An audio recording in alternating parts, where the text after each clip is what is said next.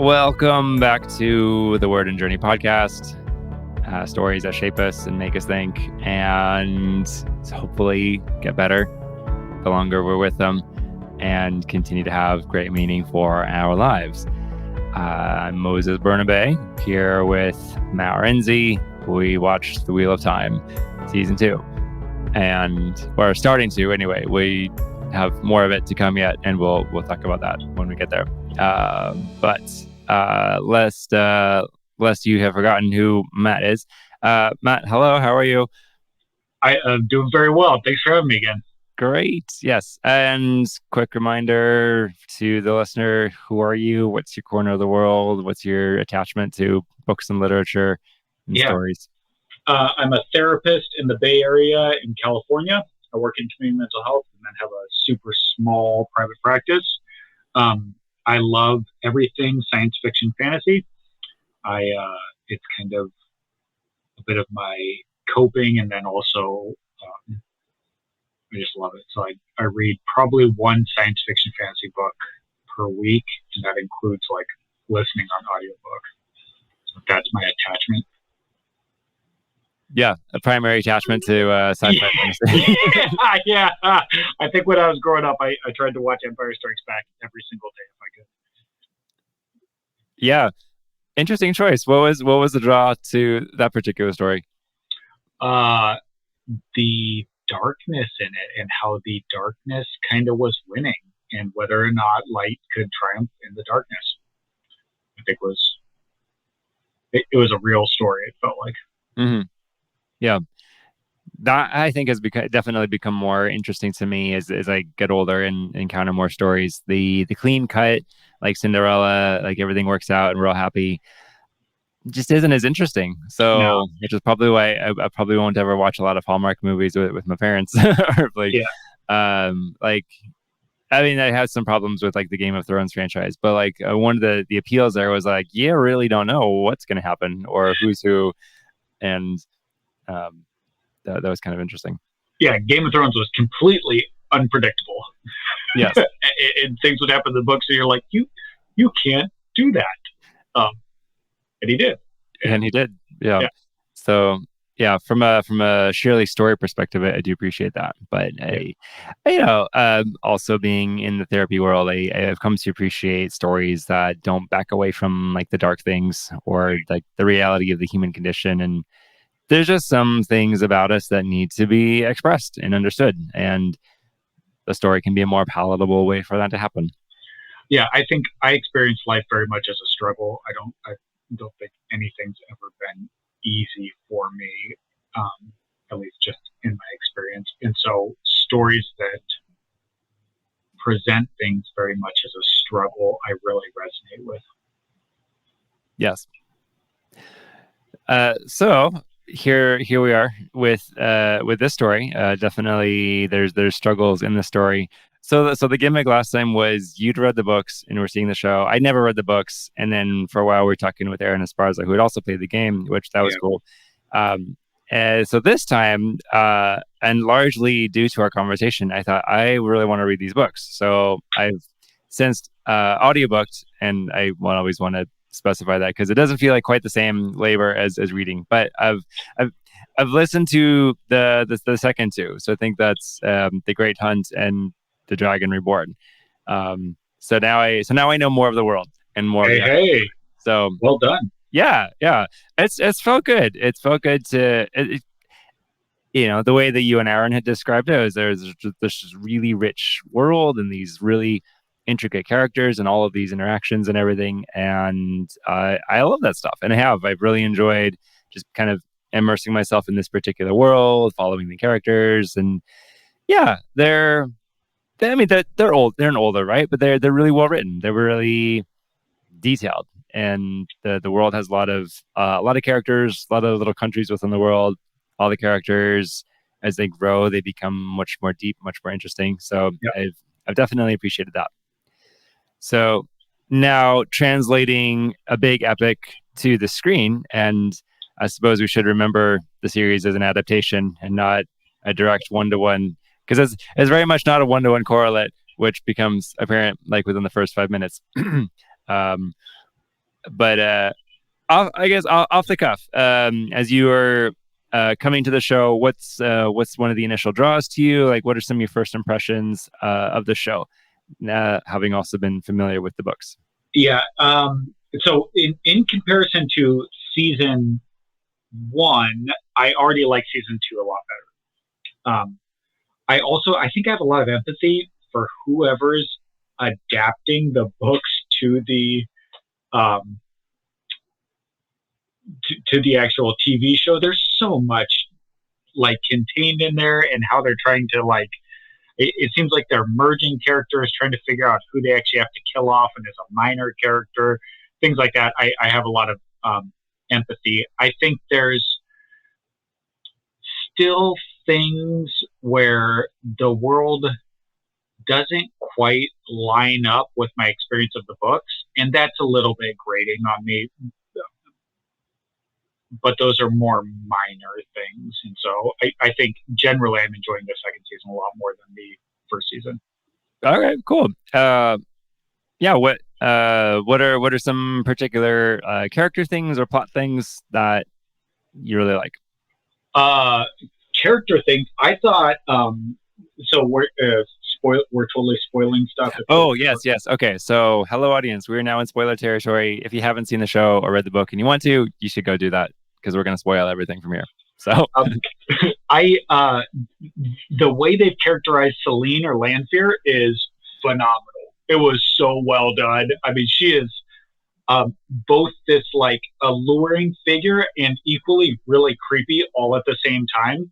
mhm. Her interaction in episode 4 with Rand, where Rand channels in front of her, and the fact of being an actor trying to play an ancient evil force who's also trying to be surprised about something she already knows with Rand while Rand isn't catching her off guard, and they're like romantically involved, and all the complexity in there. The way that that played out, I was like, wow, that was a really well done scene.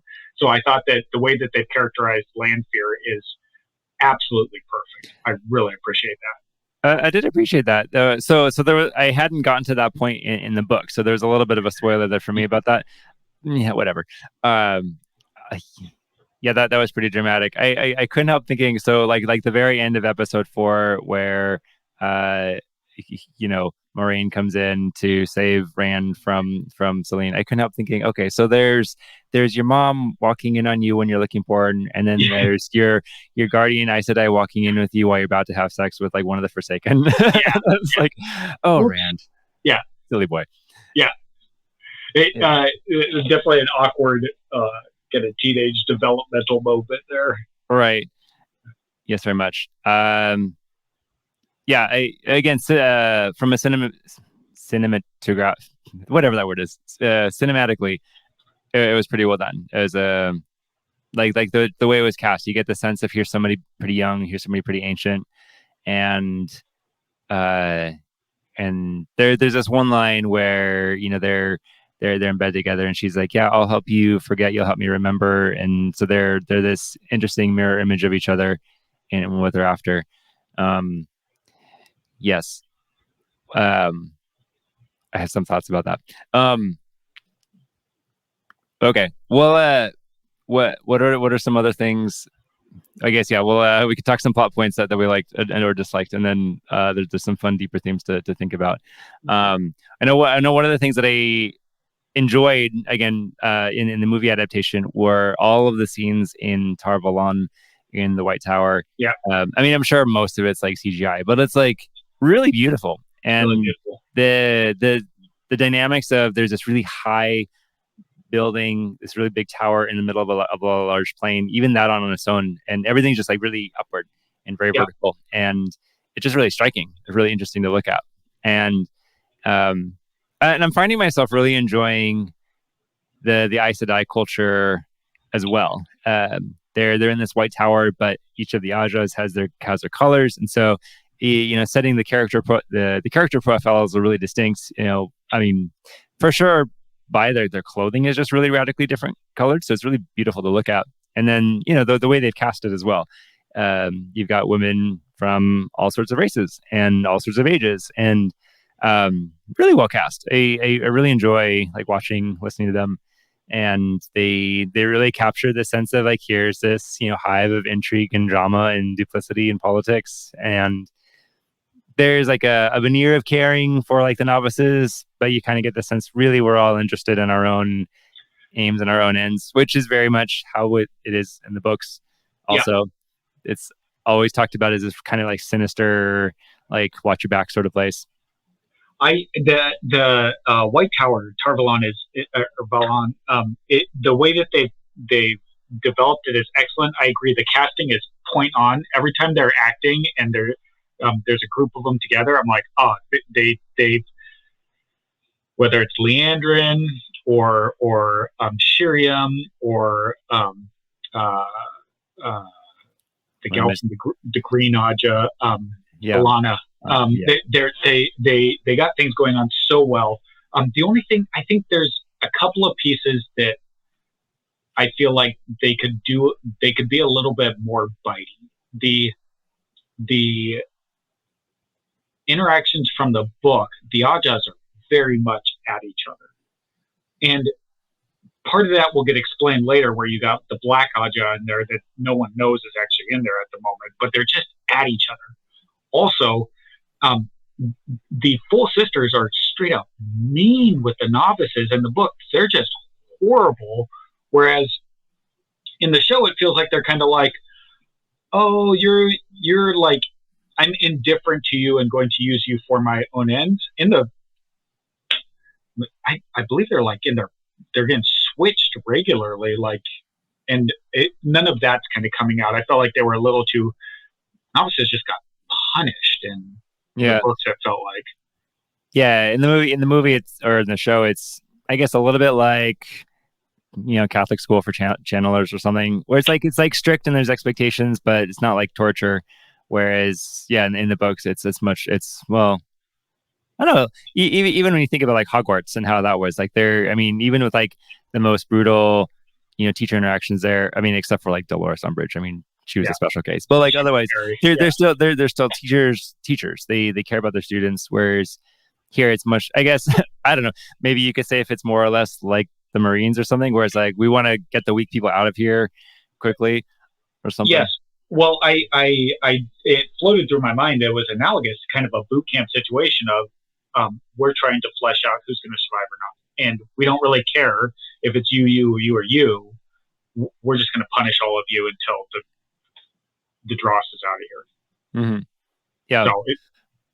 Yeah. Which seems to fit into this theme. Well, I guess you can let me know if this felt apparent to you there in the books, especially when you follow like Moraine, the Moraine character, and the Rensi. They very much have this sense of there's this bigger purpose that we're after, like analogous with like the Bene Gesserit from the Dune world. Like there's this eons long thing that we've been plotting and planning, and like breeding through the generations, and this greater purpose we're about surpasses like any individual needs or comfort and everything. And you kind of get that sense both with the Moraine and the Amyrlin, as well as with like the Black Aja. Like they all have their big plans, and so individuals are really just like pawns. Like everybody's kind of a pawn in someone's plan. The wheel weaves as the wheel wills is kind of the thing that keeps coming up in the books, and it's like, well, there's a pattern, and it doesn't matter so much the individual and the pattern as long as the pattern makes sense. And I think you're absolutely right. I think one of the things that Robert Jordan's exploring is, does the ends justify the means? Because we have the Shan-Chen as well. The Shan-Chen are specifically coming back, and they are trying to conquer Falma. In the show they call it Falm, but the audiobook version and Robert Jordan always said Falma. I don't know. I missed that detail, so I'll trust you there. But the Shan-Chen are there, and the specific reason that they're trying to reconquer this land is to prepare everybody, unite everybody, so that they can fight the last battle. and we see this like brutal murder and subjugation of people and dominance towards what we're thinking is, at least not at this point, but later on we'll see, oh, this is kind of the end that everybody's going for. And same thing with the audience. They're doing all this weird stuff, but is it like, does the end justify the means? And there's a tension there. Yeah. I mean, it's a really fun philosophical question any day of the week. Yeah. Well, I mean, it's in a way, maybe in an uncomfortable way. I mean, it's making me think about like, theological traditions too. I mean, we might say like, hey, we all have this idea, like we all want, we all want Jesus to come back and everybody to be good, that sort of thing. But there's not like a unifying force there. Like people will interpret that however they want to, and which you kind of see that depicted here in the White Tower as well, and with a lot of the other characters. They say there is this overarching, like, except for the Black Lodge. If there's this overarching idea like, well, we want to defeat the Dark One at the last battle, but we're not at all unified in how we go about it, and so we'll like get in each other's way. We'll use each other. For me, that was a theme that seemed to really stand out in the show, which was one of the things that that was hard for me watching the show. Is there's this very fractured feel to it. Yeah.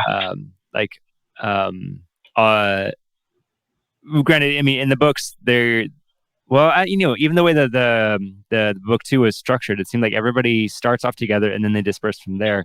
Whereas here, they dispersed at last episode of season 1, and they're still dispersed. Time has gone by, and they're even more dispersed. And so you get the sense of here's these disparate storylines, and us who know stories, we imagine, okay, so they'll probably come together at some point. But like by the end of episode 4, that hasn't happened very much. Yeah. And so one of my critiques for season 2 is kind of related to that.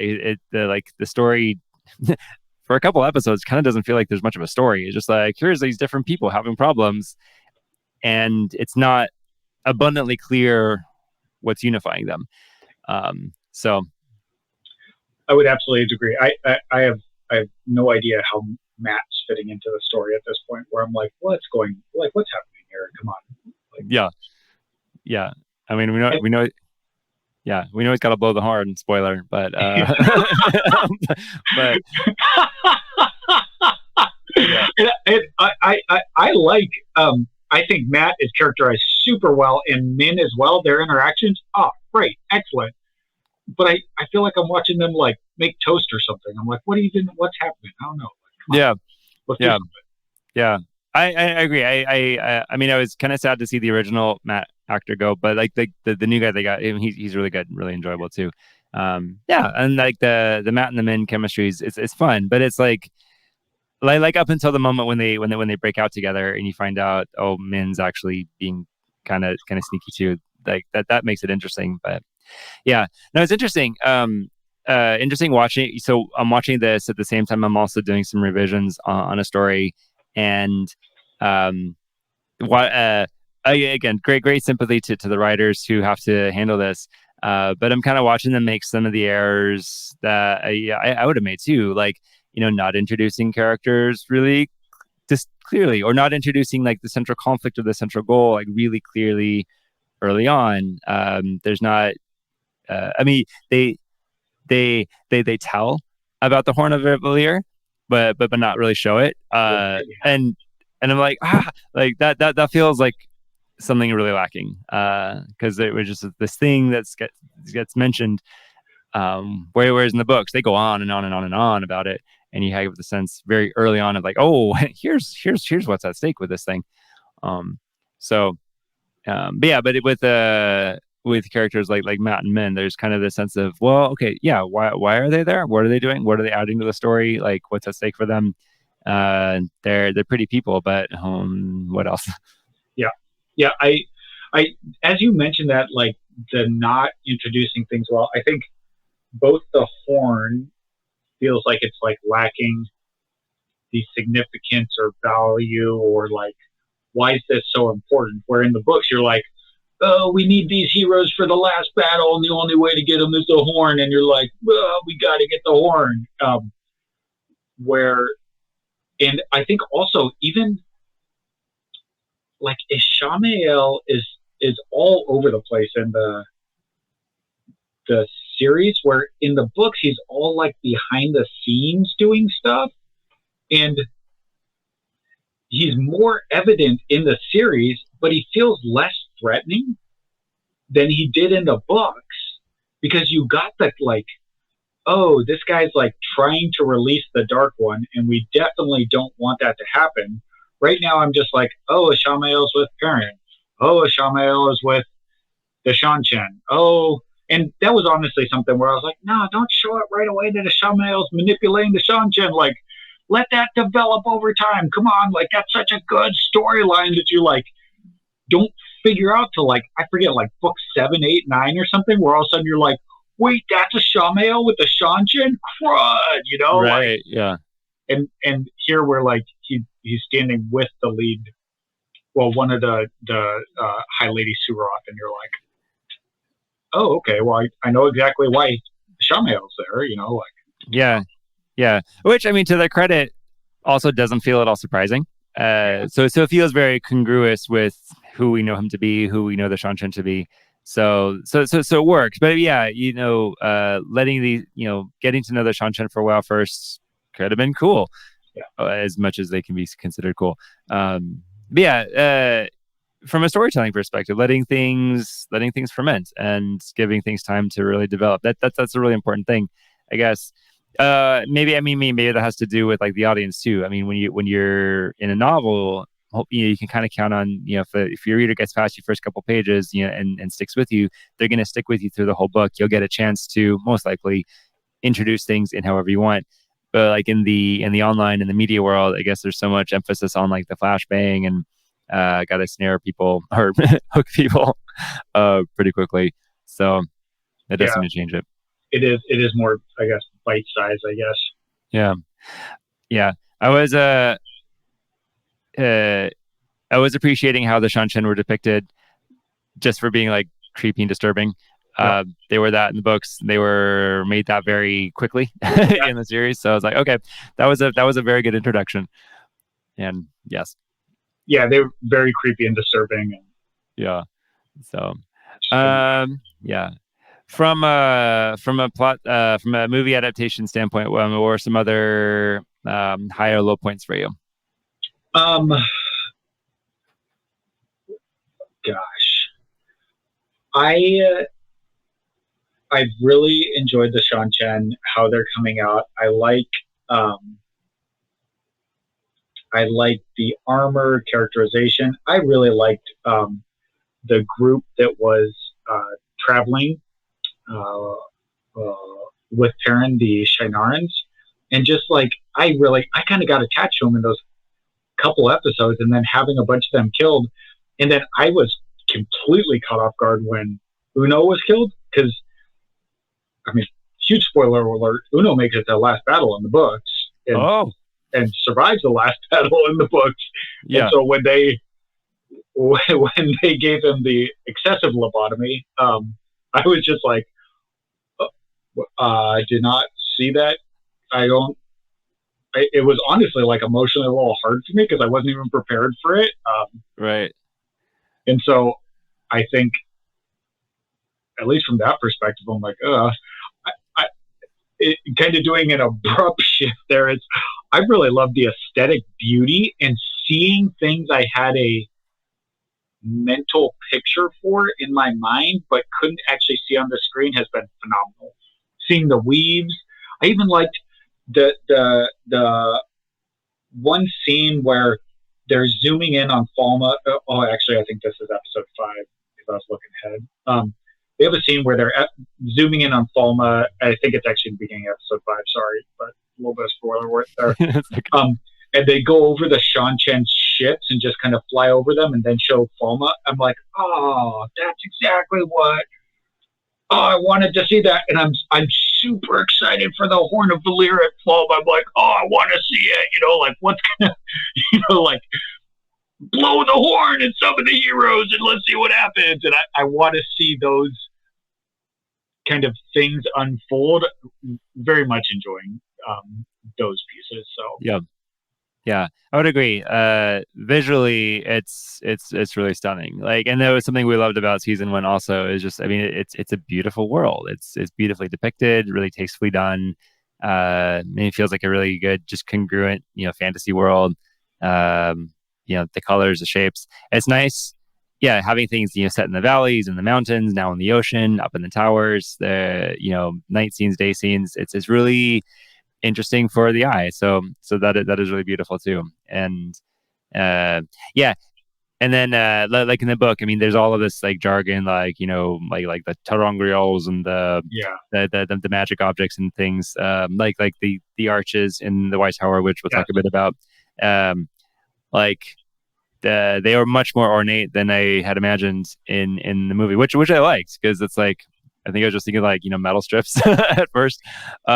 So yeah, and yeah, watching the weaves, I really loved uh how, so they depict the Aes Sedai weaving the one power in a particular way, and they're all women. And so now watching Rand also channel, yeah. watching a male weave, whole different style, different graphics. I really enjoyed that as well. It's part of his character growth, and also just like more of the world building, and just like, again, really enjoyable to look at. So that was a fun bit too. It's super cool. I'm really excited to see the I hope they go into explicitly talking more about the two sides of the one power and how they're supposed to work together or complement together, because that becomes such a huge part of the story. And I think we're just starting to see it with Rand here, where there's, instead of harmony, there's that distrust, discord, in the sense of like trying to dominate the power of the other rather than working in harmony, which is absolutely phenomenal. Yeah, life theme. Yeah, that would be really good to, if they could develop that. Yeah, the idea is to, which, I mean, isn't all that disparate to, I think, like a good Christian understanding of like gender. Anyways, like we're meant to like work together, and not to dominate each other or manipulate each other or hate each other, but like there's a way we would complement each other to do something great in particular. So that would be really cool if they could do that. I feel like I think they hint at it some, but it's really clear in the books the way, for Rand, there's this ever present, very looming threat of madness Going crazy, for him. Yeah, and so he, this comes out some in his conversations with Logain, the false dragon from season one, where he's really hesitant about it. And it's there's kind of a cool way where, I guess they kind of depict it like it's his drug a little bit, in that the sense of like, here's this thing, I like it, I want it, but I'm also scared of it. So I'm kind of just having these tentative forays into it. Trying to think what's a good character example. I think the closest example I could think to compare would be like Anakin Skywalker encountering the Force. Although that, I mean, but again, like very different relationship with the thing there. But he's got all of this power. He doesn't have a teacher, really, in the show. So that creates a different feel. Rand, he's just like kind of like out on his own, kind of picking his way through it, and getting picked up by this forsaken siren. So it reminds me a little bit of Robin Hood, Hobbes' books, Assassin's Apprentice, and kind of learning to use the skill and not knowing what it is, and also like that the skill can become so sweet that it can consume you, and you can get lost in the skill and fade away, and that's an ever present threat, which is exactly what you're talking about with Rand there, and they're definitely kind of drawing that out. Yeah. There's a, again, me, my who's in the addictions counseling world, and always looking for metaphors like that. Like there's a way where, part of the dangerous thing about a lot of like addictive relationships is the thing doesn't kill you right away. And because if it did, like if you shot up with something and it hurt or damaged you like right away, you might get a sense really quickly for like, whoa, that's not worth the rush. But because the rush initially, or the good feelings initially, are so much, and like the consequences can be kind of low, and like the consequences build over time, there's a sense of like, well, it didn't kill me right away, and I can, in my mind, in denial structures, like kind of defer the consequences and everything. So yeah, it's kind of playing out here. For Rand, there's this very big consequence coming up, but it's not readily apparent. It's not happening right away. It doesn't happen all at once, and so I can imagine someone in that zone having this mental construct that says, "Well, like I've got time, or I've got margin," until he doesn't. Yes, absolutely. And when it comes to kind of addiction stuff, as you're mentioning that, it really does stand out to me that the vast majority of people that I interact with, no one used meth because there was always a positive benefit to why they were using it. I can feel good emotions, and I don't need to deal with my trauma or sexual abuse, or that I'm currently unhoused or something like that. And so the allure of it was so powerful. And the negatives, like you said, creep up over time. And Rand here is using the one power to defeat a fade and save his life. Excellent. Great. Many people that I've interacted with, they felt like substance use was the only thing they had to save their lives, whether it was like trying to get to sleep or managing their emotions or dealing with their trauma and checking out from it. And then over time, it turns into this thing that poisons them. And I think we're seeing the same thing. Yeah. Be mirrored in this fantasy story. I think so, very much. So one other theme I kind of wanted to hit on with Rand's story has to do with isolation, which tends to also be a very big component of addiction also. But one of the things that stands out about the show, so in the books, as I'm following, so from the beginning of book 2, he's with his friends, he's being trained in the sword by Lan, and he goes out on the hunt. He and Perrin go out on the hunt together, and they have adventures. And I think by book 3, he breaks off on his own, and he's only like a little bit in book 3 until the end, and it's mostly about his friends in relation to him. But there's always a sense of we know of each other, we're kind of in reference to each other, trying to like help each other even though we're very disconnected. But the way they did it here is like at the end of season 1, he has his initial victory, and then he's like, "Tell everybody I'm dead, I'm going away." And what I'm observing is the way that he in his disconnected, isolated state, he's a whole lot more vulnerable. Yeah. He doesn't know how to learn the power. He gets seduced by this Forsaken, and has these very close calls, and it seems to really depict the stark dangers of trying to live on your own, or being so preoccupied with yourself, either your goodness or your badness, that you think others can't understand me, others can't handle me, I'm such a danger to people, nobody can help me, I should go off on my own. And it seems like, well, I know this in real life, but it seems like they're depicting this in the movie too, that it's not a really good thing for him to be on his own, or he's not really able to progress or grow or like really develop his storyline. By the end of episode 4, when Moraine comes for him, like he seems like he's on a trajectory back toward people. So now it gets more interesting. But I don't know. What's your thought or observation there? I haven't thought a lot about. I think that's very keen insight to life. I think there's parallels there. Like Moraine is going off on her own and pulling away from Lan and pulling away from kind of the White Tower and doing her own thing, and Matt's also kind of spiraling off on his own. And I do think about that people don't do well in isolation, and we're very vulnerable, and it seems like that's like a theme that's coming up right now. I mean, I literally have Joiner's interpersonal theory of suicide sitting in front of me, and a couple of those things in that book and in the theory in general line up with being alone, perceived burdensomeness, and failed belongingness. Literally, like I don't belong anywhere. So so I think it's a great insight, and it's getting worked out there in the book or in this show now.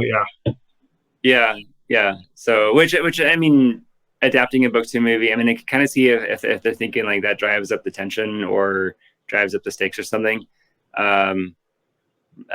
Which I mean, I guess it does in a way, but I think I long for that feel of where we're working together or something. I'm trying to think. Go ahead. There's a harmony and like interdependence and working towards a goal together. And I mean, major spoiler alert, this is only going to get extremely more exacerbated for Rand, like in the books going on, and we'll see how they do it in the show. But one of the major things that'll come up is who can he trust?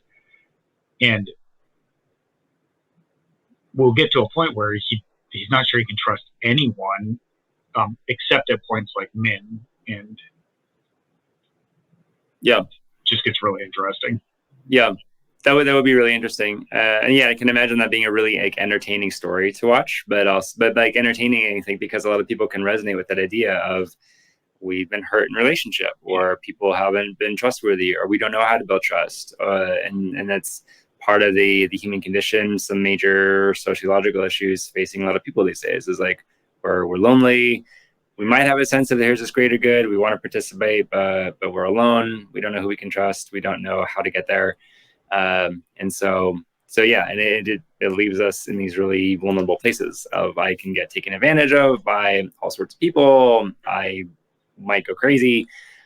And I'm thinking, I mean, I compare a lot of things to the show Lost also, where, and again, there in Lost, there's nowhere in there is there a single agenda. Like, everybody wants their own things. And so there's layers and layers of interpersonal conflict, but because everybody's interacting and all of their agendas are more openly conflicting, it makes it for a sharper conflict and in a sense, like a more interesting story with this show. I mean, I like the show and I'm enjoying the characters and I'm enjoying the overall trajectory of things, and then I want to see how it goes. But there's kind of a sense of like, here's a bunch of people having separate conflicts, and we're just like head hopping a little bit. So again, our pity to the show writers for trying to undertake this, but I'll be excited to see in the next few episodes how they bring everything in, and hopefully they land it. I hope and that I think that's a great point that it does feel disconnected at the moment. I hope in the books, Falma is one of those key focusing points of bringing everybody together, and I kind of hope it's a moment for like that in the show as well. I know we're kind of getting to the end of the time here. I think next episode I'd like to circle back to Nynaeve going through the Tirangrial and just the different trials she faces and moving through them. I think that's yes. The dangers of fantasy. Yes, we'll talk. We'll talk about Nynaeve. We can say a lot about Nynaeve and Egwene and Leandrin and all of them. So we'll do that. But yes, so here we are back in the saddle talking about stories. Thank you, Matt, for being here. Thank you, listener, for being with us. We will be back next time with the rest of the show and more commentary, and hope that we get to see you there. So thanks for listening, and we'll talk to you soon. See ya.